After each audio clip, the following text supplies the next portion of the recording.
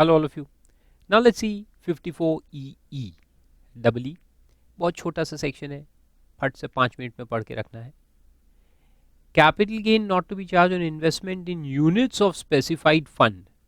ये startup fund को benefit देने के लिए है, यानी उसमें पैसा कलेक्ट करने के लिए है. असेसी जो एंटाइटल्ड है for exemption is any assessee, यानी कि all 7 persons. Asset long term होना चाहिए और कैपिटल गेन भी लॉन्ग टर्म आना चाहिए. तो any long term capital asset, कोई भी एसेट हो सकता है, any asset just like 54EC, but the gain should be long term. अब इसको एग्जेम्पशन क्लेम करना है तो क्या करना है आपने? Nature of asset to be acquired, long term specified assets to be notified by the central government to finance startups. तो स्टार्टअप फंड्स गवर्नमेंट नोटिफाई करेगा इसके अंदर. शॉर्ट में लिख दो स्टार्टअप फंड्स. तो जैसे 54EC में अपन ने इन्वेस्टमेंट कहाँ किया? बॉन्ड्स में, NHAI, रेकी या नोटिफाइड बॉन्ड्स. तो यहाँ पे भी नोटिफाइड बॉन्ड्स रहेंगे जो स्टार्टअप फंड्स को प्रमोट करने के लिए रहेंगे. उसको स्टार्टअप फंड्स कहते हैं. तो गवर्नमेंट स्पेसिफाई करेगा, फिर ये स्टार्टअप फंड्स में हमें इन्वेस्टमेंट करना पड़ेगा. तो देखो उसमें लिखा है लॉन्ग टर्म स्पेसिफाइड एसेट मतलब कि क्या? मींस यूनिट और units issued before first day of April 2019 of such fund as may be notified by the government in this behalf. तो ये टाइम बीइंग के लिए लाया गया है 17, 18, 18, 19. अभी यानी it is up to, you can write down 31 मार्च 2019. 31 मार्च 2019 के पहले पहले इन्वेस्टमेंट होना चाहिए.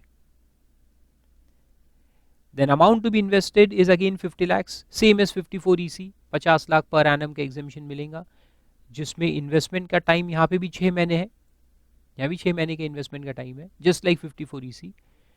लेकिन वो 6 महीने अगर 2 साल में स्प्रेड हो रहे हैं, कुछ इस साल में कुछ अगले साल में, तो अपन वो टोटल मिला के 50 लाख का इन्वेस्टमेंट कर सकते हैं, same as 54EC. Amount of exemption is the amount of capital gain that you invest. Capital gain deposit account scheme not applicable. Lock-in period for the new bonds or units will be 3 years. And if you sell them within lock-in period, then capital gain exemption earlier will be withdrawn and made chargeable to tax. And the units which are sold will be charged separately. तो दो capital gain निकालेंगे. Withdrawal of exemption को अलग से charge करेंगे, उसको long term capital gain treat करेंगे. और जो न्यू बॉन्ड्स है, यानी कि बॉन्ड्स कहता हूँ, ये यूनिट्स है, यूनिट्स ऑफ स्टार्टअप फंड, ये शॉर्ट टर्म लॉन्ग टर्म जो भी है, depending upon the period of holding, ये आएगा. तो दोनों पे अलग अलग कैलकुलेशंस करेंगे. So as you can see this is absolutely same as 54EC, सिर्फ वहाँ पे बॉन्ड्स है, यहाँ पे यूनिट्स है. किस चीज़ के यूनिट्स है? Startup funds which are notified by the government for this section. Simple. तो जो नोटिफाइड फंड्स है वहाँ पे आप इन्वेस्टमेंट कर दो. किसमें? यूनिट्स में. चलो फिर आगे बढ़ते हैं. नेक्स्ट देखते हैं 54F. ये बड़ा काम का है, इसको भी इंपॉर्टेंट मार्क कर लिया जाए. Now this section is again for individual and HUF only, just like 54 की तरह 54F है, सिर्फ इंडिविजुअल HUF के लिए है.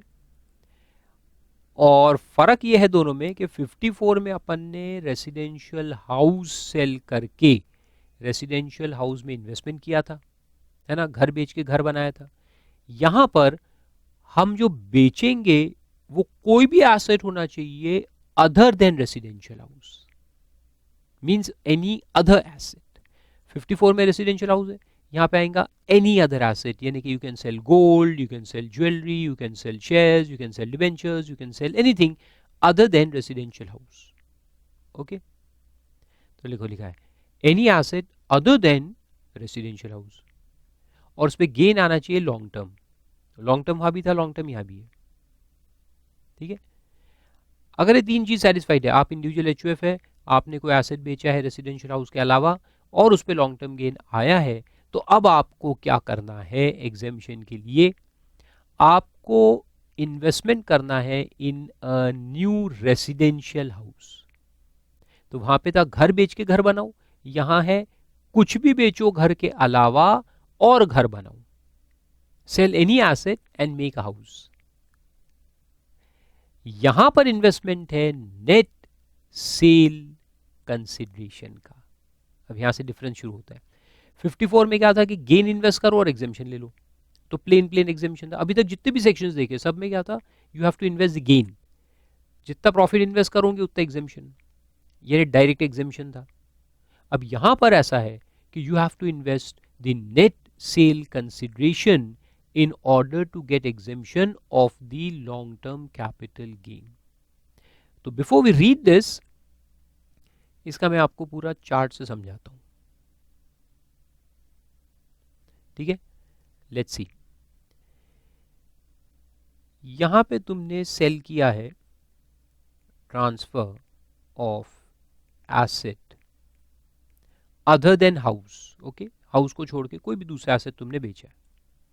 अब इन्वेस्टमेंट है, तो अगर इन्वेस्टमेंट कहां पर करना है, न्यू रेसिडेंशियल हाउस में करना है। न्यू रेसिडेंशियल हाउस अगर खरीदना है तो 1 साल पहले और 2 साल बाद का टाइम है, और अगर कंस्ट्रक्ट करना है तो 3 साल का टाइम है। तो time limits are similar to 54, 1 year before, 2 years after for purchase and 3 years for construction. और कंस्ट्रक्शन भी 3 साल में कंप्लीट होना चाहिए, स्टार्टिंग ट्रांसफर के पहले भी हो सकता है, completion should be within 3 years, correct, completion करना है।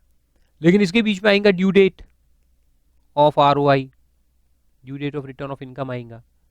तो उसके पहले अगर तुमने डायरेक्टली कोई घर खरीदा या कंस्ट्रक्ट नहीं किया है, अच्छा इसके पहले एक बात और बता दूं कि यहाँ पे भी एक ही घर में अपन इन्वेस्टमेंट कर सकते हैं, ओनली वन हाउस। लेकिन 54 और इसमें डिफरेंस एक, वहां पे तो लिखा था ओनली वन हाउस, एक एग्जेम्पशन के लिए एक घर। लेकिन वहां मैंने आपको बताया था ना कि अगर आपने 3 घर बेचे इस साल में, तो तीनों घर में आप अलग अलग घर में इन्वेस्ट करके एग्जेम्पशन ले सकते हो। 3 old sold, 3 new purchase, 1-to-1 exemption allowed। यहां ऐसा नहीं है। इन 54F it is not like that. 54F में ऐसा है कि यहां आपको एक ही घर खरीदना है, अगर दूसरा घर खरीदोगे ना तो एग्जेम्पशन मिलेगा ही नहीं। वो मैं बताता हूं थोड़ी देर में कि क्या है वो फंडा, लेकिन आप सुन लो कि एक ही घर खरीदना है और दूसरा नहीं खरीदना है, you cannot purchase a second house. 54 में था कि आप 4 खरीदो ना, एग्जेम्पशन एक में लो। यहां ऐसा नहीं है, यहां ऐसा है कि आप एक के अलावा घर खरीद ही नहीं सकते। तो वो बात मैं थोड़ी देर के बाद आपको समझाऊंगा, लेकिन अभी अपन पहले वो नेट सेल कंसिडरेशन का फंडा पहले समझ लेते हैं। तो देखो ये एसेट बेचा अपन ने, ये एसेट का net sale consideration, net sale consideration NSC यानी नेट सेल कंसिडरेशन, हाँ, नेशनल सेविंग सर्टिफिकेट नहीं, is 100 lakhs less index cost of acquisition of the asset was say 40 lakhs, so there is a long term capital gain of 60 lakhs, ठीक है, 60 लाख का long term gain है। अब ये long term gain अपने को exam claim करने का है, we want exemption of 60 lakhs, so what we have to do is we have to deposit, या अगर इसके पहले हमने घर खरीद लिया है या बना लिया है तो हमें कितना अमाउंट इन्वेस्ट करना है, 100 का इन्वेस्टमेंट करना है।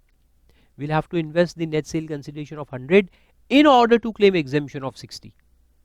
60 का एग्जेम्पशन चाहिए तो 100 का इन्वेस्टमेंट करना पड़ेगा, 60 का एग्जेम्पशन चाहिए तो 100 का इन्वेस्टमेंट करना पड़ेगा। और अगर आप 100 से कम इन्वेस्ट करोगे तो एग्जेम्पशन भी प्रोपोर्शनेट मिलेगा। एग्जेम्पशन कैसे मिलेगा, proportionate. So the first thing you have to do in 54F is to find the proportion of long term gain to net sale consideration। सबसे पहला काम आपको करना है कि इसका proportion निकालना है। Now as you can see this proportion is 60%, right? ये बस ये निकाल लिया तो सब फिर सही आएगा। Now the whole problem will be right। 60% आ गया, वेरी गुड। अब देखो, अब मैंने तो यहाँ कोई घर खरीदा भी नहीं, बनाया भी नहीं, तो मेरे को कैपिटल गेन डिपॉजिट अकाउंट में पैसा डालना है। कितना पैसा डालना पड़ेगा, 100 डालना है। मैंने अगर डाला 90 इन्वेस्टेड इन डिपॉजिट, 90 का डिपॉजिट किया अगर मैंने ड्यू डेट के ऊपर या उसके पहले, तो यहां मेरे को एग्जेम्पशन मिलेगा। कितना एग्जेम्पशन मिलेगा? Less exemption 60% of 90। अगर आप पूरा 100 नहीं करोगे, अगर 100 कर देते तो यहाँ पे ये 60 पूरा एग्जेम्प्ट हो जाता। लेकिन अगर आपने पूरा 100 का इन्वेस्टमेंट नहीं करके कम का किया है, तो फिर ये प्रपोर्शन जो है, ये जो परसेंटेज है, उतना ही अपन एग्जेम्पशन देंगे। तो 60% of 90 will be allowed as exemption, which is how much? 54।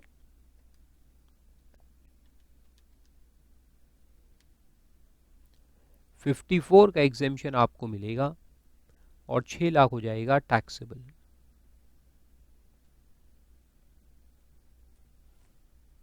ठीक है, 6 lakhs will become taxable long term capital gain और exemption restricted to 54। यहां तक समझ में आया?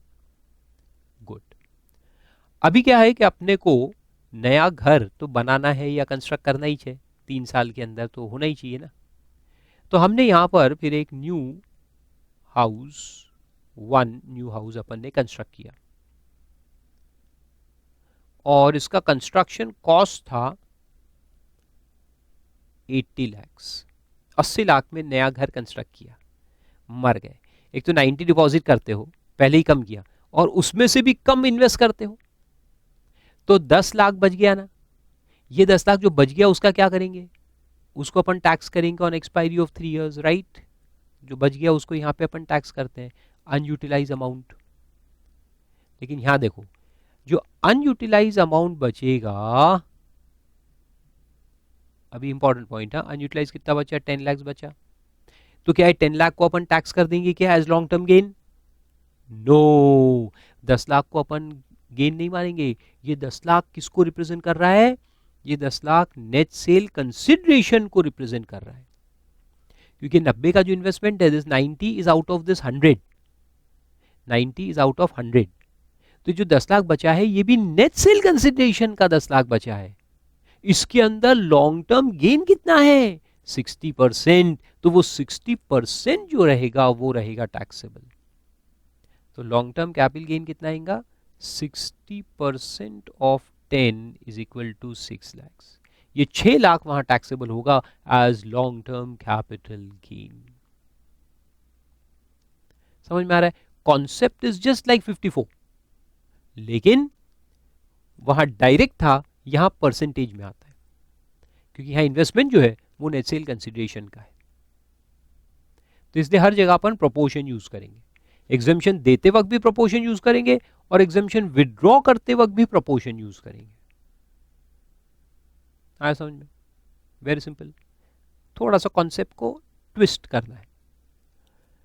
और फिर ये जो नया घर है, ये लॉक्ड इन रहेगा वही 3 साल के लिए, 3 साल के लिए लॉक इन है। और अगर इसको तुमने 3 साल के अंदर बेचा, if sold before 3 years, then what will happen? Then we will withdraw the exemption। जो एग्जेम्पशन अपन ने दिया उसको विड्रॉ करेंगे। लेकिन यहां पर अब डिफरेंस है, 54 की तरह नहीं चलेंगे अपन, 54 EC की तरह चलेंगे, अलग अलग करेंगे। एग्जेम्पशन विड्रॉ करके अलग से टैक्स करेंगे, और जो नया घर बेचा है उस पे अलग से कैपिटल गेन निकालेंगे। सेपरेट कैलकुलेशंस होंगे। Okay, there will be separate calculations. तो पहले अपन विड्रॉवल देखते हैं। तो विड्रॉवल ऑफ एग्जेम्पशन जो करेंगे वो कितना करेंगे? देखो 80 लाख तुमने इन्वेस्ट किया, तो 80 लाख के इन्वेस्टमेंट में एग्जेम्पशन कितना लिया होगा? 60%, है ना। 80 लाख में 60% तुम्हारा एग्जेम्पशन होगा, दैट इज 48। तो वो 48 को विड्रॉ करके अलग से टैक्स करेंगे। 60% of 80 lakhs is equal to 48 lakhs। तो ये लॉन्ग टर्म कैपिटल गेन करके टैक्स होगा। Why long term? क्योंकि एग्जेम्पशन लॉन्ग टर्म का था ना, एग्जेम्पशन लॉन्ग टर्म का है जो अपन ने यहाँ क्लेम किया। तो जब विड्रॉ होगा तो it will retain the same character long term. और जो न्यू एसेट है उस पे सेपरेटली निकालेंगे। तो न्यू एसेट है तो वो आप देखो कि भैया न्यू एसेट क्या है? हाउस है। हाउस में 2 साल के ऊपर है तो लॉन्ग, 2 साल से नीचे है तो short. So this can be period of holding पे डिपेंड करेगा। मान लो कि पीरियड ऑफ होल्डिंग 2 साल से कम है, तो फिर ये शॉर्ट टर्म होगा। तो शॉर्ट टर्म होगा तो अपन लेंगे सेल कंसिडरेशन जो भी आएगा, जिसमें भी बेचा तुमने, मान लो कि 85 में बेचा, जब अजम्पशन पे चल रही 85 में बेचा, तो लेस कॉस्ट ऑफ एक्विजिशन क्या लेंगे, फुल 80। ये जो 80 लाख का परचेज प्राइस है वो कॉस्ट आएगा। So they will be short term capital gain of 5 lakhs। और यही अगर 2 साल से ऊपर रहे तो ये लॉन्ग टर्म हो जाएगा। लॉन्ग टर्म होगा तो हम इंडेक्सेशन भी देंगे, 80 लाख को इंडेक्स करके फिर निकालेंगे लॉन्ग टर्म कैपिटल गेन। तो समझ में आया अपन ने क्या किया, इसको अलग अलग रखा है। 54 में अपन क्या करते हैं, कॉस्ट में से माइनस करके, पुराना एग्जेम्पशन जो है वो कॉस्ट में से माइनस करके फिर एक ही एसेट पे गेन निकलता है। यहां ऐसा नहीं करेंगे, यहां अलग अलग करेंगे। तो 54 इसी में जैसे हमने अलग अलग किया था वैसे यहां पे अलग अलग करेंगे 54F के अंदर। बाकी जैसे डिपॉजिट करना है, लॉक इन पीरियड, ये सब कॉन्सेप्ट सेम चलेंगे। तो देखो हमने यहां प्रोपोर्शन यूज किया एग्जेम्पशन देते वक्त, यहां एग्जेम्पशन विड्रॉ करते वक्त हमने प्रोपोर्शन, सेम प्रोपोर्शन यूज किया, और यहां जो अनयूटिलाइज अमाउंट है उसमें भी एग्जेम्पशन विड्रॉ होगा तो उसको भी सेम प्रोपोर्शन यूज किया। सो while giving exemption and while withdrawing exemption you have to use this proportion of long term gain to net sale consideration।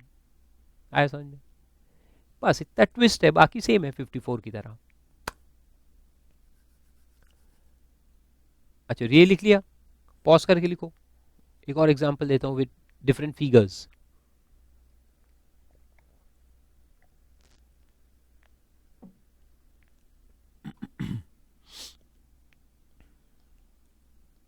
Figures को चेंज करते हैं।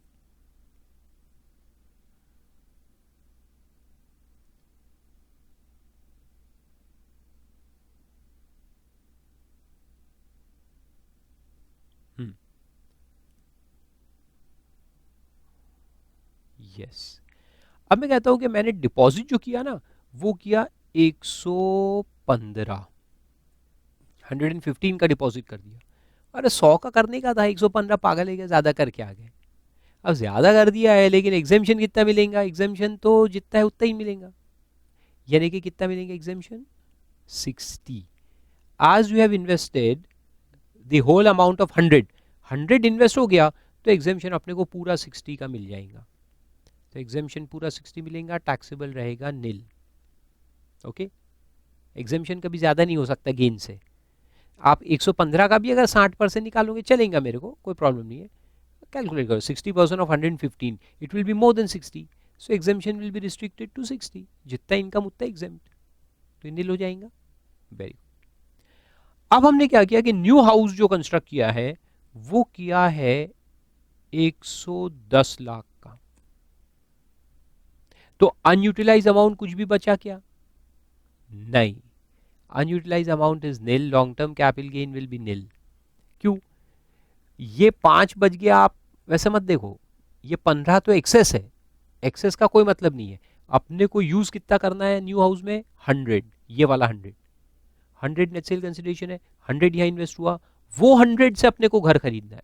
बाकी 15 आप यूज करो मत करो कोई फर्क नहीं पड़ता, वो एक्सेस डिपॉजिट है, उसका कुछ नहीं करने का।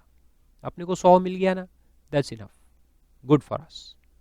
तो अनयूटिलाइज अमाउंट कुछ भी नहीं है, hence no long term capital gain at the expiry of 3 years। यहां तक भी आ गया समझ में, वेरी गुड। अब आगे चलो, ये न्यू घर अपने को नहीं बेचना है लेकिन अपन ने बेच डाला। अरे मर गई रे, 3 साल के अंदर बेच डाला। कितने में बेचा, let me change the figures also. नया घर हमने बेच डाला है, इनफैक्ट 2 साल के अंदर ही बेच डाला, for a cell consideration of 121। तो ये 121 में से अपन कॉस्ट माइनस करेंगे 110, 110 का कॉस्ट है माइनस करके 11 लाख का शॉर्ट टर्म कैपिटल गेन आ जाएगा। तो ये कैलकुलेशन अलग हो जाएगा। और ये जो विड्रॉल ऑफ एग्जेम्पशन है अंडर 54F वो अलग से करेंगे। तो उस पर कितना करूंगा मैं, देखो 110 का खरीदा, यानी ये 100 का पूरा पूरा इधर इन्वेस्टमेंट आया हुआ है, तो एग्जेम्पशन कितना मिला है अपने को 60, ये घर पे एग्जेम्पशन कितना है 60, 66 नहीं 60, तो वो 60 पूरा अपन विड्रॉ कर देंगे, लॉन्ग टर्म कैपिटल गेन कर देंगे 60 lakhs। एक्सेस पे विड्रॉल नहीं होता, याद रखो। अगर ये 100 से कम होता 80 था तो 80 का 60% निकाला, लेकिन ये 100 के ऊपर है तो फिर कुछ नहीं, फिर 60 आएगा। तो ये 60 जो इधर मिला वो 60 यहाँ विड्रॉ हो जाएगा। This exemption allowed here will be fully withdrawn here upon sale of the new house within 3 years।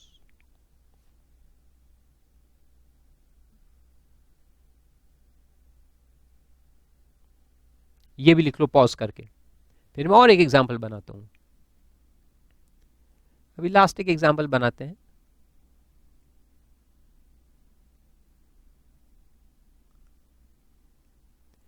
कि डिपॉजिट तो अपन ने 115 किया तो अपने को यहां 60 का एग्जेम्पशन मिल गया है, लेकिन न्यू हाउस हमने परचेज किया only for 90 lakhs। New house सिर्फ 90 लाख का परचेज किया, तो फिर अनयूटिलाइज अमाउंट बचेगा। कितना बचेगा अनयूटिलाइज अमाउंट 10 लाख। 90 और 100 का डिफरेंस, तो लॉन्ग टर्म गेन कितना आएगा 6 lakhs। That is 60% of 10 lakhs। Proportionate लेंगे क्योंकि ये 10 जो अनयूटिलाइज है वो नेट सेल कंसिडरेशन में से 10, तो उसमें लॉन्ग टर्म गेन कितना है 60%, यानी 6 लाख। फिर ये जो 90 लाख का घर है वो हमने बेच डाला।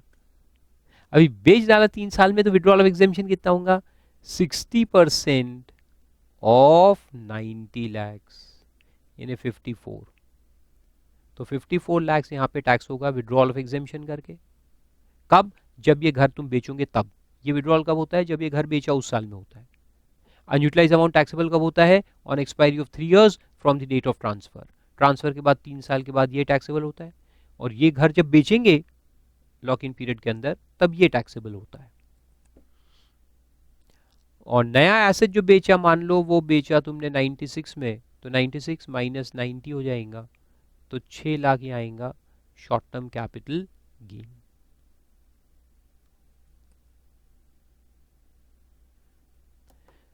तो इस तरह से n नंबर ऑफ एग्जाम्पल्स अपन बना सकते हैं। लॉजिक एक बार क्लियर हो गया तो बस फिर आप कोई भी प्रॉब्लम सॉल्व कर सकते हैं। तो समझ में आया, यहां प्रोपोर्शन यूज करना है अपने को। Very good.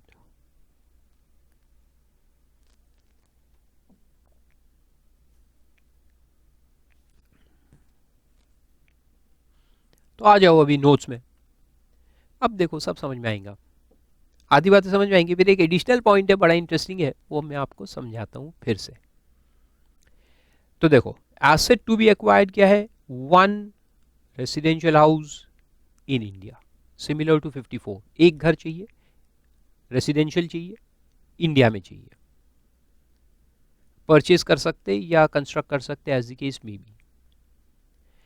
Then amount to be invested is net sale consideration of the original asset. यहाँ चेंज है, देखो अभी तक जितने सेक्शंस देखे उसमें क्या लिखा होता था कि जो गेन आया है उसको इन्वेस्ट करो, लेकिन अब पहली बार क्या लिखा है? नेट सेल कंसिडरेशन को इन्वेस्ट करो।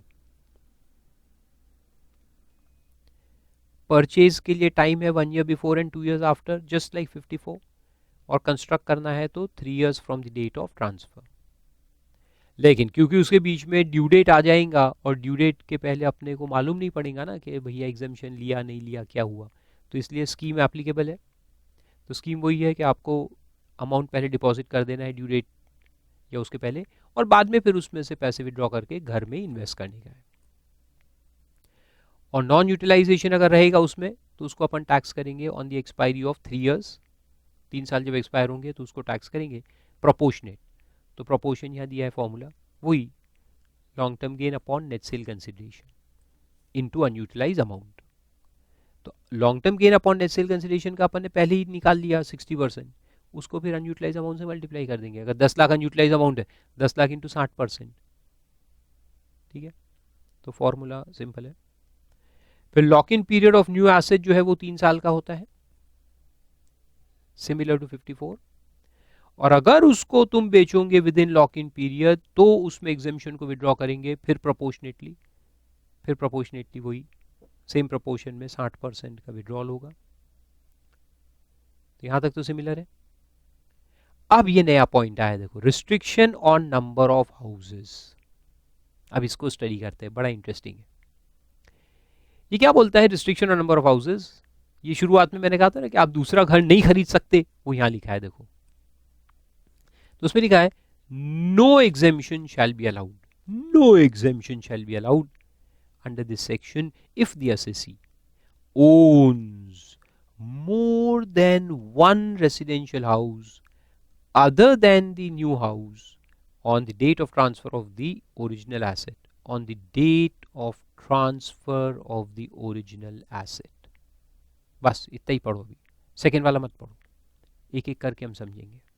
तो पहला पॉइंट क्या बोला है कि if you own more than one house on the date of transfer of the asset. ये एसेट कौन सा है जिस पे अपने को एग्जेम्पशन लेना है? ये वो लॉन्ग टर्म एसेट है जिस पे एग्जेम्पशन चाहिए। फॉर एग्जांपल के लैंड, ज्वेलरी, कमर्शियल प्रॉपर्टी, ये वो एसेट जिस पे आपको एग्जेम्पशन लेना है, जिसका पैसा आप घर में इन्वेस्ट करने वाले हो। तो अगर उस दिन यानी वो ट्रांसफर के दिन अगर आपके पास ऑलरेडी एक से ज्यादा रेसिडेंशियल हाउस है, ये सेक्शन में जो आपने हाउस खरीदा उसको छोड़ के, other than the new asset यानी new house which you purchase for this section, वो हाउस को काउंट मत करो।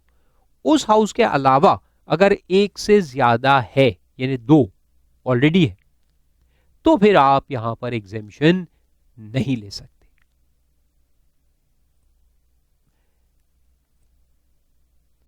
थोड़ा थोड़ा समझ में आया ना, पूरा नहीं आया है ना? चलो अभी आएगा। देखो, this is the date of transfer of asset for which we are claiming exemption, which can be jewelry or whatever। तो यहां से देखो, अपने को एक साल पहले का टाइम दिया रहता है ना, 1 year before for purchase of new house, एक साल तक का टाइम रहता है। तो मान लो कि मेरे पास अभी तक कोई घर नहीं है, ना तो कोई पुराना घर है, ना मैंने इस सेक्शन में कोई खरीदा, मैं यहां पे एक नया घर खरीदने वाला हूं बाद में, तो मेरे को फिर यहां पे एग्जेम्पशन मिलेगा क्या? Will I be entitled for exemption? Yes, बिल्कुल आपको एग्जेम्पशन मिलेगा, कोई प्रॉब्लम नहीं है। ठीक है, पहला केस लिखते जाओ एक एक करके, क्योंकि मैं मिटाते जाऊंगा, तो इसमें तो कोई प्रॉब्लम नहीं है। पॉज करो, लिखो। फिर देखो दूसरा ऐसा है कि मेरे पास अभी तक तो कोई घर नहीं है, ये एक साल पहले तक यहां मेरे पास कोई घर नहीं है, और मैं मेरा पहला घर यहां खरीदता हूं, फर्स्ट रेसिडेंशियल हाउस एवर। मैंने एक घर खरीदा एक साल के अंदर, और यहां मैंने ये गोल्ड वगैरह जो भी हो ट्रांसफर किया। तो मैं कहता हूं कि इसका नेट सेल कंसिडरेशन मैंने ये घर में इन्वेस्ट किया है और मेरे को एग्जेम्पशन चाहिए, I want exemption here, will I get? Yes, you will get exemption. तो ये पहला ही घर तुम खरीद रहे हैं ना, बहुत ही अच्छी बात, फर्स्ट हाउस है, बिल्कुल एग्जेम्पशन ले सकते हो। ठीक है, फिर आगे चलता हूं। अब इसी में ऐड करता हूं, व्हाट इफ कि एक अपने पास घर पहले से था, we had got one house here, residential house, commercial तो जमाने भर के रह चलेगा, रेसिडेंशियल हाउस एक पुराना, इसको पुराना बोलेंगे, ओल्ड हाउस, और एक अपन ने यहां खरीदा, तो फर्स्ट की जगह मैं लिखता हूं सेकेंड, तो मेरा ये सेकेंड हाउस है, सेकेंड रेसिडेंशियल हाउस मैंने एक साल के अंदर खरीदा, और मैं इसी में इन्वेस्टमेंट दिखा के एग्जेम्पशन लेना चाहता हूं। ये तो वैसे भी एक साल के पहले वाला है, इसको तो नहीं ले सकते, लेकिन इसमें मैं दिखाकर क्लेम करना चाहता हूं कि देखो भाई मैंने एक घर खरीदा है, मुझे एग्जेम्पशन दे दो ये वाले एसेट में से। ये एसेट कौन सा है? गोल्ड वगैरह जो भी है। मैं कहता हूँ देखो मैंने घर खरीदा है, मेरे को एग्जेम्पशन दे दो 54F के अंदर, क्या मुझे एग्जेम्पशन मिलेगा? ट्रांसफर के दिन आप कितने घर के मालिक हो? 2 घर। You are already owner of 2 houses, you are owner of 2 houses here, जिसमें से एक तो ये वाला है ना न्यू, तो इसको अपन काउंट नहीं करेंगे, इसको काउंट नहीं करने। इसके अलावा देखो कितने घर के मालिक हो? एक चलता है, एक चलता है, तो यहां पर तुमको एग्जेम्पशन मिल जाएगा। एक पुराना चलता है और एक नया, तो ये नए वाले के लिए तो अपन एग्जेम्पशन ले रहे हैं, और एक पुराना अलाउड है, यू कैन टेक एग्जेम्पशन। ठीक है, मगर if I have 2 residential houses with me, मेरे पास 2 घर ऑलरेडी है पुराने, और यहां पर मैं तीसरा घर खरीदता हूं एग्जेम्पशन क्लेम करने के लिए, तो मेरे को एग्जेम्पशन मिलेगा क्या? तो आंसर है कितने?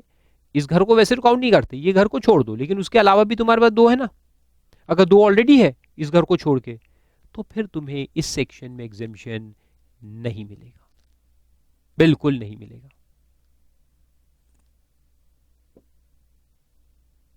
तो अगर एक पर्सन ऑलरेडी 2 घर का मालिक है, तो तीसरे घर में इन्वेस्टमेंट करके उसको एग्जेम्पशन नहीं मिलता, ये फंडा है। अगर तुम 0 घर के मालिक हो और पहला घर खरीदते हो, एग्जेम्पशन मिलेगा। अगर तुम ऑलरेडी 1 घर के मालिक हो और 1 घर इस सेक्शन में खरीदते हो, तो एग्जेम्पशन मिलेगा। यानी 2 घर तक अलाउड है, एक पुराना एक नया भी चलेगा, या तो फर्स्ट या एक पुराना एक नया वो चलेगा। लेकिन 2 ऑलरेडी है और तीसरे घर में इन्वेस्ट करते हो, नो एग्जेम्पशन। तो ऐसा क्यों है? इसके पीछे लॉजिक क्या है? सिंपल है। अरे गवर्नमेंट चाहता है कि भाई हर इंसान का एक घर हो, तो कोई भी एसेट बेचो, गवर्नमेंट चाहता है कि अगर तुम इसको घर में इन्वेस्ट करोगे तो अच्छी बात है, this is good for you and good for the government also, ये करो, हम तुम्हें एग्जेम्पशन देंगे। पहला घर एग्जेम्पशन देंगे, दूसरा घर गवर्नमेंट को, एक घर साला तुम्हारे पास ऑलरेडी है, दूसरा ले रहे हैं, अच्छा चलो ठीक है, वहां तक भी देंगे। 2 घर तक गवर्नमेंट एग्जेम्पशन दिया है। मगर हर एसेट बेच के घर खरीदते रहोगे तो गवर्नमेंट को भी तो टैक्स चाहिए ना भाई, कितने एग्जेम्पशन देंगे? तो उन्होंने कहा कि नहीं नहीं नहीं, पर 2 बहुत हो गए, नाउ यू पे टैक्स, उससे ज्यादा तुम एग्जेम्पशन नहीं ले सकते। और अगर उसके बाद लेना है तो फिर मेरी बात सुनो फारूक हक की, फिर क्या करोगे? ये घर बेच डालो पहले, ये 2 घर है ना, उसमें से एक को बेच डालो, तो फिर एक घर हो जाएगा। फिर ये एसेट बेचो, और फिर क्या करो कि ये जो एक घर बेचा उसका गेन और ये जो एसेट बेचा उसका नेट सेल कंसिडरेशन, ये दोनों को मिला के इस नए घर में इन्वेस्ट कर दो, बड़ा घर खरीद लो, तो दोनों में आपको एग्जेम्पशन मिलेगा। नहीं समझ में आया? देखो मैं आपको समझाता हूं, किसी किसी को आ गया होगा, है ना? Interesting case. देखो मेरे पास 2 घर है, ए बी, ये ऑलरेडी है मेरे पास। फिर यहां मैंने गोल्ड बेचा, गोल्ड सोल्ड, तो इसका 1 साल यहां पे आता है? 1 साल आ रहा है। तो ये 2 घर मेरे पास ऑलरेडी है। अब मेरे को एक गोल्ड पे नेट सेल कंसिडरेशन आया है, मान लो कि 150, और इसमें लॉन्ग टर्म कैपिटल गेन है 90, तो ये 90 का एग्जेम्पशन चाहिए मेरे को, 90 lakh. Now if I invest this 150, even if I invest full 150 in a new house, I am not going to get any exemption, नहीं मिलने वाला मेरे को, बिल्कुल नहीं, क्योंकि 2 घर ऑलरेडी है ना अपने पास, तो अभी एग्जेम्पशन नहीं मिलेगा। तो अपन ने क्या करना चाहिए, इसमें से एक आध घर को वापस से बेच देने का। तो ये पुराने परचेज है, इसको भी क्या करेंगे, यहाँ पे अपन इसको भी बेच डालेंगे, बी सोल्ड, बी को भी बेच देंगे। इस पे लॉन्ग टर्म कैपिटल गेन आया मान लो कि 80 लाख, इस पे 80 लाख का लॉन्ग टर्म गेन आया। अब मैं क्या करूंगा कि ये 80 लाख और इधर का 150 लाख नेट सेल कंसिडरेशन, ये दोनों फिगर्स को मिला करके कितना आता है? 230। 230 I will invest in new house, एक नया घर खरीद लेते हैं, 230 लाख इन्वेस्ट कर देते हैं उस पर। तो अगर मैं 230 लाख उधर इन्वेस्ट कर दूंगा तो मैं क्या दिखाऊंगा कि 230 में से 80 इसका है, तो यहाँ 80 का एग्जेम्पशन मिल जाएगा सेक्शन 54 के अंदर, 54 में यहाँ 80 का एग्जेम्पशन मिल जाएगा, तो ये नील हो गया। और बाकी 80 इधर आया, 150 इधर का बता दूंगा, 150 का इन्वेस्टमेंट यहाँ का बता दूंगा, तो इधर का भी एग्जेम्पशन मिल जाएगा। लेस 54F के अंदर कितना? 150 दिखाया, तो 150 का अगर 150 में पूरा दिखा देता हूँ तो 90 का पूरा एग्जेम्पशन मिल जाएगा ना, तो इधर 90 का एग्जेम्पशन मिल जाएगा, तो ये भी हो जाएगा नील, तो दोनों नील हो गए। तो ये प्लानिंग आप कर सकते हो फिर, प्रोवाइडेड कि ये घर जो बेच रहे हैं वो लॉन्ग टर्म होना चाहिए, दैट्स द रिक्वायरमेंट। तो अभी अभी ये साल 2 साल पहले पुराने हैं तो फिर नहीं चलेगा, कम से कम 24 महीने के पहले के होने चाहिए। तो 24 महीने अगर हो गया तो लॉन्ग टर्म हो गया, लॉन्ग टर्म हो गया तो उसको बेच डालो, प्लस ये नया एसेट बेच डालो, फिर सब मिला के इन्वेस्ट कर दो न्यू हाउस में। घर का लॉन्ग टर्म गेन इन्वेस्ट करने का है और गोल्ड वगैरह का नेट सेल कंसिडरेशन करना है। ये बात तो अभी क्लियर है आपको। 54 में गेन का इन्वेस्टमेंट होता है, 54F में नेट सेल कंसिडरेशन का होता है। तो इसका गेन और इसका नेट सेल कंसिडरेशन मिला के देखो कितना है, उतना नए घर में इन्वेस्ट करो। फिर अब फिर 2 घर हो जाएंगे तुम्हारे पास, ये ए अब पुराना है और ये नया आ जाएगा सी। फिर आगे चल के साल 2 साल बाद कोई और एसेट बेचा तुमने, फिर से बहुत सारा गेन आया, फिर क्या करने का कि फिर ये ए को बेच देना, अब ये बहुत पुराना है उसको बेच दो, और वो जो बेचा है तो इसका गेन उसका नेट सेल कंसिडरेशन, ऐसे मिला करके फिर एक नया घर खरीद लो, फिर एग्जेम्पशन मिल जाएगा। तो इस तरह से चक्कर तुमको चलाते रहना पड़ेगा, तो बड़े बड़े एग्जेम्पशंस लेते जाओ। अच्छा चलो यहां तक क्लियर हुआ, ये बीच में तो टैक्स प्लानिंग आ गया, लेकिन पॉइंट क्लियर हुआ। जिस दिन ये गोल्ड बेचा, इस दिन तुम्हारे पास पुराना एक, उससे ज्यादा नहीं, और एक नया अगर यहां खरीदा है तो ठीक है, नहीं तो फिर बाद में भी खरीद सकते। ये न्यू हाउस तुम इस डेट के पहले भी ले सकते, बाद में भी ले सकते, कोई प्रॉब्लम नहीं है। लेकिन इस दिन तुम्हारे पास एक पुराना चाहिए, तो अभी तुम्हारे पास एक ही है पुराना, देखो 1 ओल्ड, बी तो बिक गया ना यहाँ।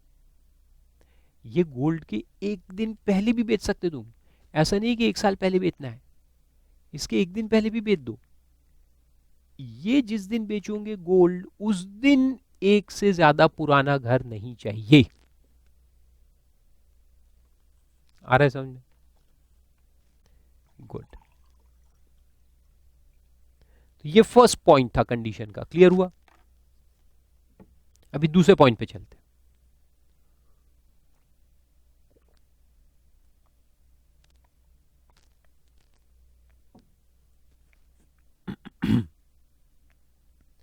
अब दूसरा पॉइंट देखो क्या कहता है, और purchases any residential house other than the new asset, यानी जो न्यू एसेट हमने खरीद लिया जिसमें एग्जेम्पशन लिया, उसके अलावा दूसरा कोई घर परचेज नहीं करना within a period of 2 years after the date of transfer of the original asset, और constructs any residential house other than the new asset within a period of 3 years from the date of transfer of the original asset।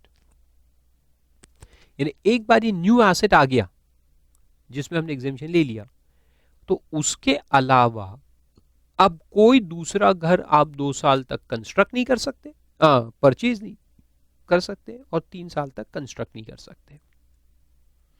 तो इसको भी देखो समझाता हूं क्या है। ये है मेरा date of transfer of gold, ठीक है, जिसमें अपन एग्जेम्पशन ले रहे हैं। अब अपने पास टाइम क्या रहता है, 1 साल पहले और 2 साल बाद फॉर परचेज, या 3 साल फॉर कंस्ट्रक्शन, ये नॉर्मल टाइम रहता है। अब मान लो कि यहां मैंने न्यू हाउस खरीद लिया, एक्वायर्ड, और इसका मैंने यहां एग्जेम्पशन क्लेम कर लिया।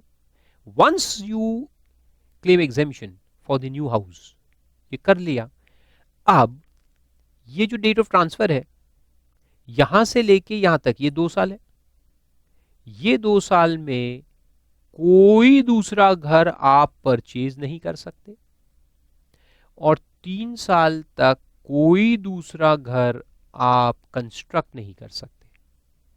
नो एक्विजिशन, नो कंस्ट्रक्शन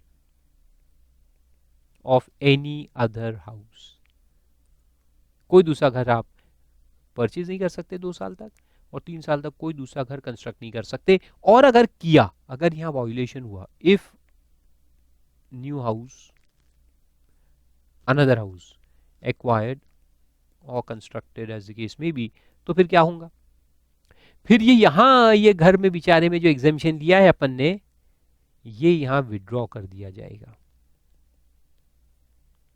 जैसे ही आप एक नया घर, यानी सेकेंड न्यू हाउस यानी सेकेंड वन, ये तो पहला है उसमें से एग्जेम्पशन लिया, लेकिन अब दूसरा घर अगर आप यहाँ परचेज या कंस्ट्रक्ट कर लेते हो वायोलेशन, तो फिर क्या होगा, ये एग्जेम्पशन जो इधर अपन ने दिया वो यहाँ पे विथड्रॉ कर दिया जाएगा।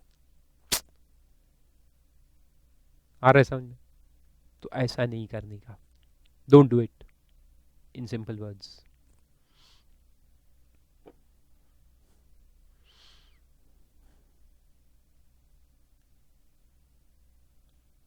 तो वही पे नीचे दिया है देखो, withdrawal of exemption, where the assessee purchases within 2 years या constructs within 3 years the second house, then what will happen? The amount of exemption allowed under this section shall be deemed to be long-term capital gain of the previous year in which such residential house is purchased or constructed. यानी जिस साल में तुम violation करोगे उस साल में पुराना जो एग्जेम्पशन लिया था वो विड्रॉ करके उसको टैक्स लगा देंगे। अच्छा, रिस्ट्रिक्शन किस पे है?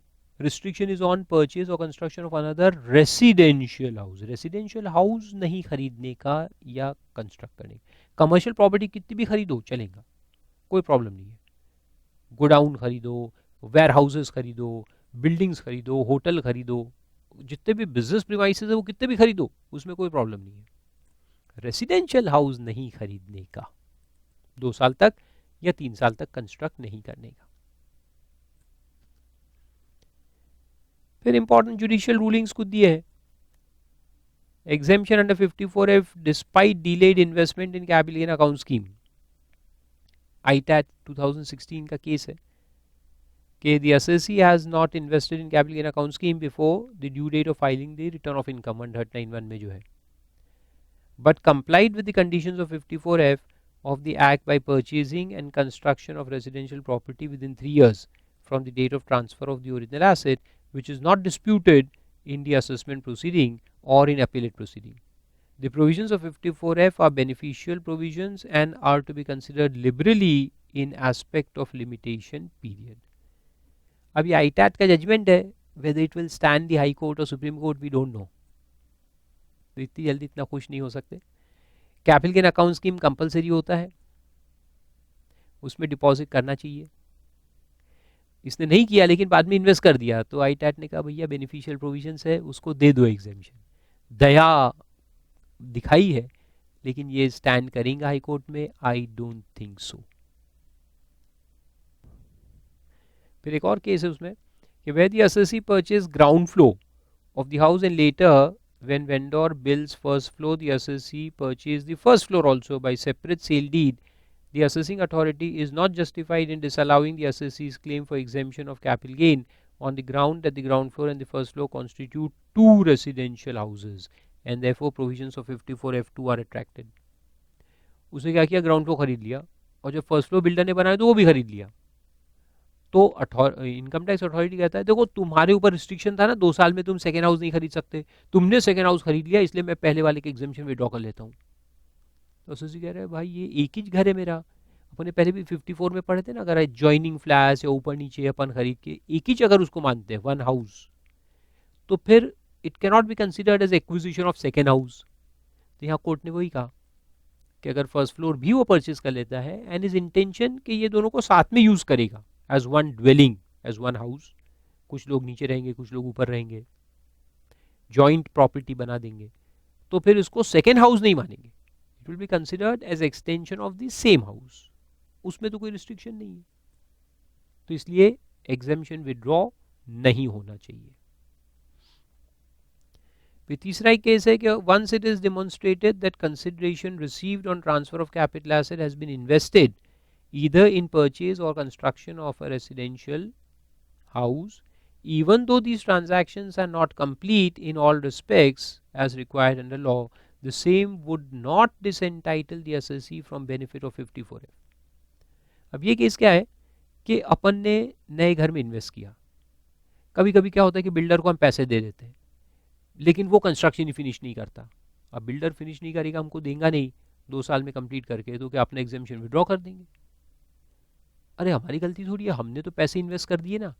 तो कोर्ट कहता है कि अगर हमने पैसे इन्वेस्ट कर दिए, अगर हम ये शो करें कि हमने घर में पैसे इन्वेस्ट कर दिए, तो फिर उसका कंप्लीशन अगर हमारे हाथ में नहीं है, बिल्डर के हाथ में, तो उसकी सज़ा हमको नहीं मिलेगी। यानी वो कंप्लीट नहीं भी हुआ तो भी हमारा परचेज तो फिनिश्ड है, हमारे हाथ में तो राइट आ गया है, तो हमें एग्जेम्पशन मिलेगा। even though the builder may not finish it on time. फिर एक केस है कि amount spend towards making additions और improvements in habitable house property would also be eligible for exemption under 54। यानी हमने घर खरीदा, फिर घर में चेंजेस करवाए, स्ट्रक्चरल चेंजेस जिसको कहते हैं, to make it more habitable, make more workable, तो उसमें जो खर्चा होता है वो भी इन्वेस्टमेंट माना जाएगा। याद रखो, उसको भी इन्वेस्टमेंट मानेंगे। तो घर खरीदा था 30 लाख में और 20 लाख का खर्चा किया उसके ऊपर, तो वो 20 लाख भी इन्वेस्टमेंट मानेंगे। और आखिरी पॉइंट है कि exemption under 54F will be admissible even where the assessee has registered the residential house property in the name of his minor daughter. Investment अपने को करना है असेसी ने, परचेजिंग जो है वो आप इमीडिएट फैमिली मेंबर्स के नाम से भी कर सकते हो, माइनर डॉटर, स्पाउस, इनको यूज कर सकते हैं। इमीडिएट फैमिली मेंबर्स होने चाहिए तो वो चलता है।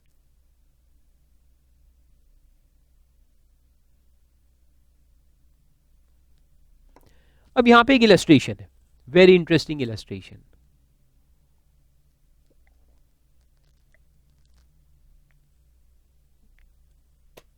मगर इस इलस्ट्रेशन में जाने के पहले कुछ पॉइंट्स क्लियर कर दूं, नहीं तो ये समझ में नहीं आएगा कुछ भी। अब पॉइंट्स क्या क्लियर करना है, देखो ये अपना प्रीवियस ईयर है, इस पे अपन ने 2 एसेट्स बेचे हैं, 2 एसेट्स सोल्ड। अच्छा, एक एग्जांपल तो देखो मैंने कुछ देर पहले आपको दिया कि एक घर बेचेंगे और गोल्ड बेचेंगे और फिर दोनों को अपन इन्वेस्ट कर देंगे, है ना। अब उसमें कौन सा पहले लेना और कौन सा बाद में लेना, ये भी एक फंडामेंटल पॉइंट होता है, वो भी मैं आपको पहले एक्सप्लेन करता हूं। तो देखो, एक तो हमने बेचा घर, हाउस, जिस पे net sale consideration and long term capital gain, 2 figures मैं आपको देता हूं। नेट सेल कंसिडरेशन था 60 लाख और लॉन्ग टर्म गेन था, अच्छा मैं ऐसे ना लिख के उसको वर्टिकल में लिखता हूं,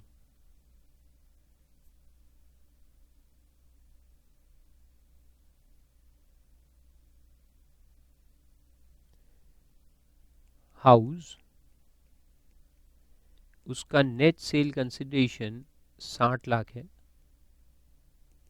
और उसमें लॉन्ग टर्म कैपिटल गेन जो है वो 40 लाख का है, ठीक है। और दूसरा मैंने बेचा है गोल्ड, जिसका नेट सेल कंसिडरेशन मान लो कि 70 लाख है और लॉन्ग टर्म कैपिटल गेन उसके अंदर में 60 लाख है।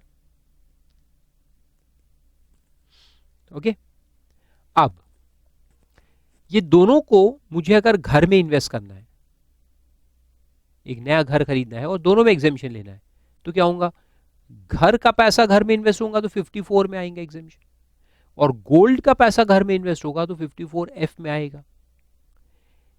हाउस में क्या इन्वेस्ट करना है 54 में, गेन, ये 40 लाख का इन्वेस्टमेंट करना है, लेकिन 54F में किस चीज का इन्वेस्टमेंट करना है, नेट सेल कंसिडरेशन का। तो अगर मैं 70 लाख इन्वेस्ट करूंगा तो मेरे को 60 लाख का इन्वेस्टमेंट मिलेगा। Means investment is more, exemption is less. कुछ ना कुछ तो लेस ही रहेगा ना, कुछ ना कुछ तो कम ही रहेगा।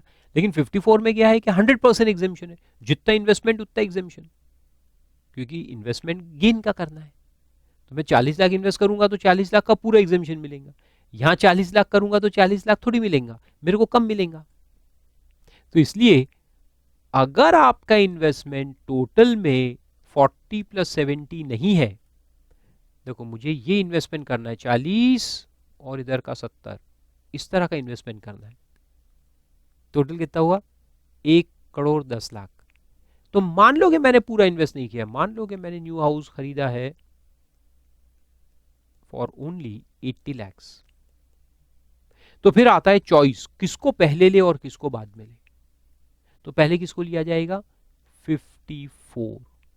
तो सबसे पहले मैं एग्जेम्पशन लूंगा सेक्शन 54 के अंदर, यहां पे 40 लाख का इन्वेस्टमेंट दिखा दूंगा, तो 40 लाख पूरे एग्जेम्प्ट हो जाएंगे।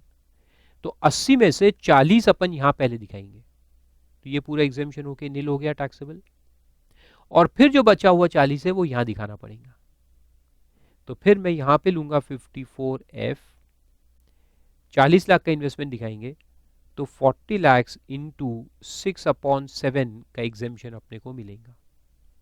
6 is the gain, 7 is the net sale consideration, तो 6/7 ऑफ 40, तो ये 40 इन्वेस्टमेंट है इंटू 6/7 प्रोपोर्शन एग्जेम्पशन आएगा।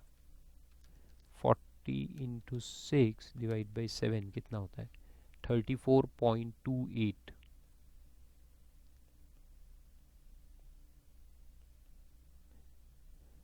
ये एग्जेम्पशन आएगा। 34,28,571 यू कैन से 34,28,571 का एग्जेम्पशन मिलेगा 60 लाख में से। तो बात समझ में आ रही है मैं क्या कहना चाहता हूं? अगर चॉइस 54 और 54F का है तो फर्स्ट प्रेफरेंस किसको देंगे 54 को देंगे, इसको फर्स्ट प्रेफरेंस आएगा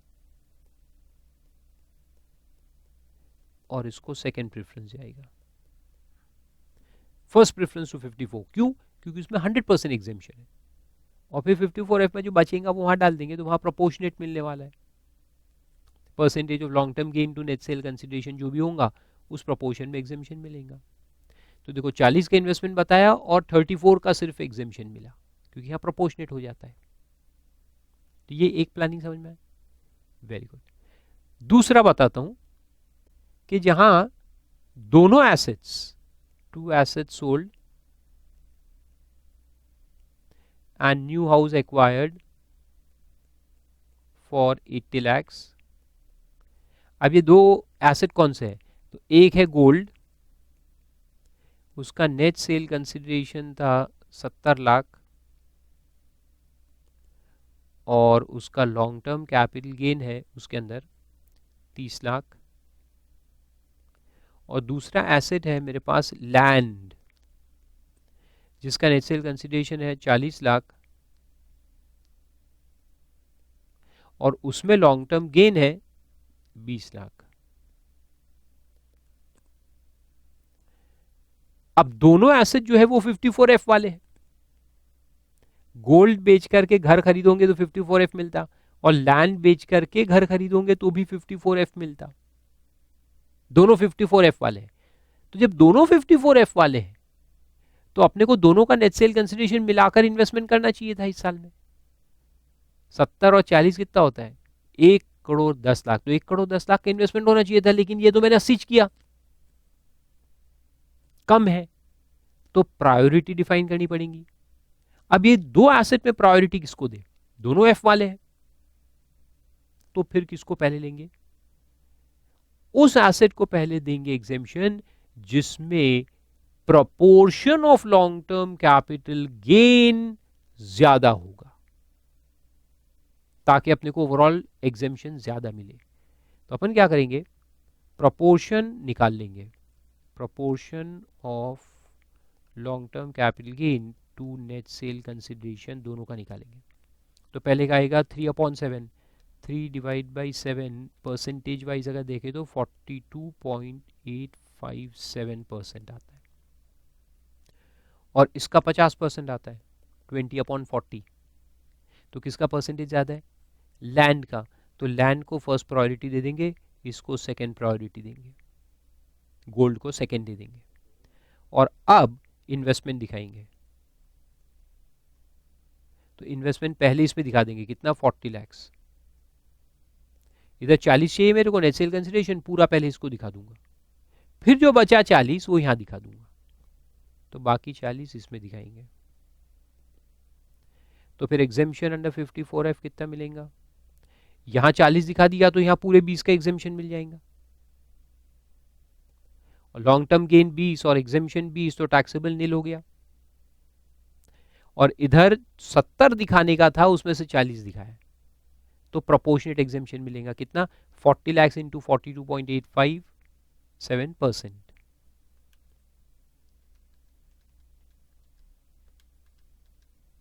तो यहाँ एग्जेम्पशन आएगा 17,14,286। देखो कैसे करेंगे, 40 lakh divided by 30 multiplied by 70। Sorry उल्टा कर दिया मैंने, into long term gain upon net sale consideration, 40 lakhs into 30 divide by 70, 70 lakh 14,286। तो ये एग्जेम्पशन किस में से, 30 लाख में से। तो 30 लाख में से ये इतना एग्जेम्प्ट हो जाएगा, तो बैलेंस बचेगा टैक्सेबल।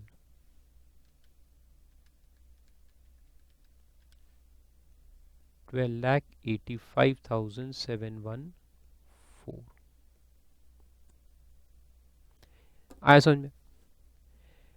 तो अगर दो एसेट है, एक 54 वाला है और एक 54F वाला है, तो पहले 54 को देंगे, बाद में F को देंगे।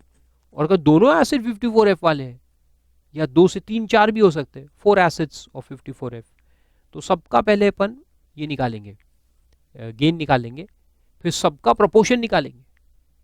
Long term gain to net sale consideration proportion निकलेगा, और उसके हिसाब से प्रायोरिटी डिफाइन होगी, और उस प्रायोरिटी के हिसाब से इन्वेस्टमेंट डिफाइन करेंगे, और फिर एग्जेम्पशन निकालेंगे। आया समझ में। So this is tax planning. तो ऐसा ही क्वेश्चन वहां पे दिया है, देखो अभी। Sumit purchased 2,500 non-listed shares. These are non-listed shares. So 112A will not apply here. Of Amit Limited for on 16th of August 2002 for rupees 10,000. On May 17/7 he gets 500 bonus shares. तो 2,500 shares उसके पास पहले थे, फिर 500 उसको bonus मिल गए। Then on October 20th 2015 he acquires 1,500 right shares at rupees 15 per share. तो 3 तरह के शेयर्स अब उसके पास है, ओरिजिनल, फिर बोनस, फिर right shares.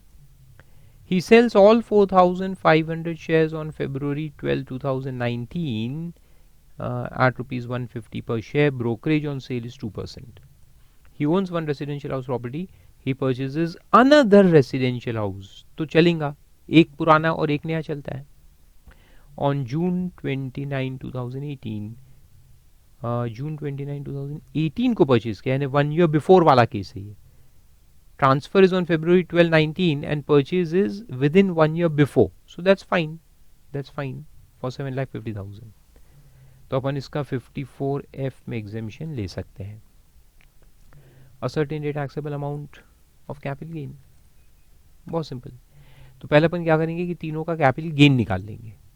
Okay, so let's see. Original shares का पीरियड ऑफ होल्डिंग कहाँ से आएगा, 16 अगस्त 2002 से लेकर के 12 to 19। तो ये भी मोर देन तुम्हारा कितना है, नॉन लिस्टेड शेयर्स है ना, तो non listed shares you have to see 24 months, so more than 24 months, therefore long term capital asset. फिर बोनस शेयर्स है मई 1707, यानी 1757 टू 12 to 19, ये भी मोर देन 24 मंथ्स है, ये भी लॉन्ग टर्म है, लॉन्ग टर्म कैपिटल एसेट।